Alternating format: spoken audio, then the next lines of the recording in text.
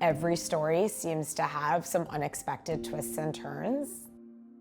I had a hormone-positive breast cancer. I opted for a double mastectomy.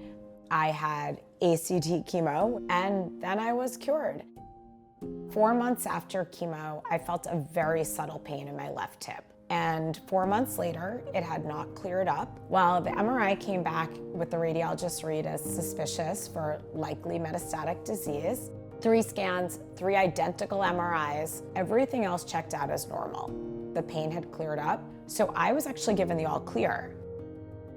2 months later, my oncologist felt another lump, and that became another diagnosis.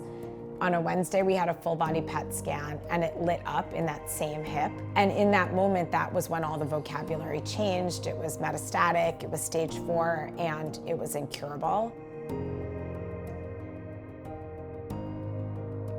They kept calling me back in for more and more tests, and I started to get very suspicious. And then they did a biopsy on the day and said, yes, it definitely is breast cancer. That was in 2002. And then in 2010, I had a suspicion with my other breast, and it was a different primary. I thought, oh, look, I've done this before. I know I'm going to be okay. All's good. You know, I'll have the mastectomy. Went back to work, just went on with my life. And then in 2018, I actually had neuropathy from the chemotherapy in my foot, and I happened to mention it to my GP, and she said, I'll send you for an MRI. A couple of weeks later, I had a phone call from her saying, you better come in and see me and bring someone with you. And she said that the MRI had shown that it had metastasised to my bones. That word incurable, I could not wrap my head around, because to me it was synonymous with terminal or dying. It's been 7 years since my metastatic diagnosis. While I'm not cured, I am NED, no evidence of disease.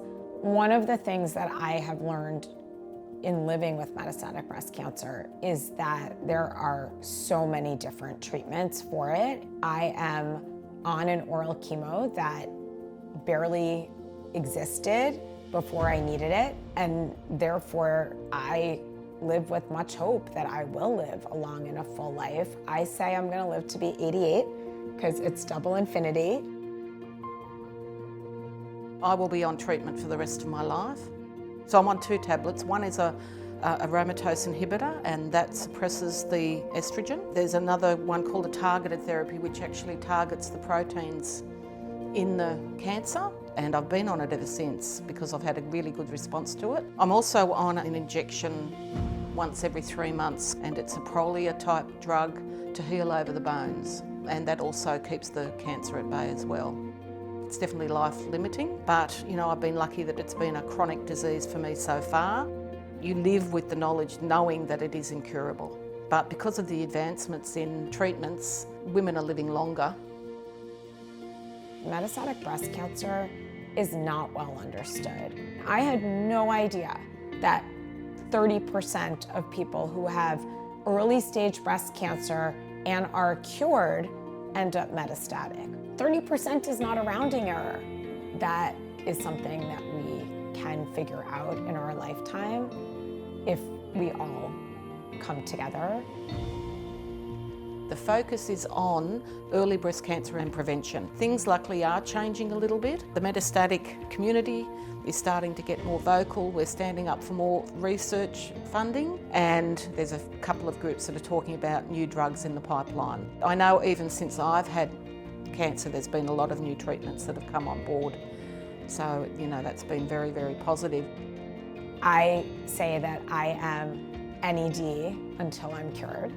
Right? That's the direction that I hope and believe that I can get to, as long as the work continues.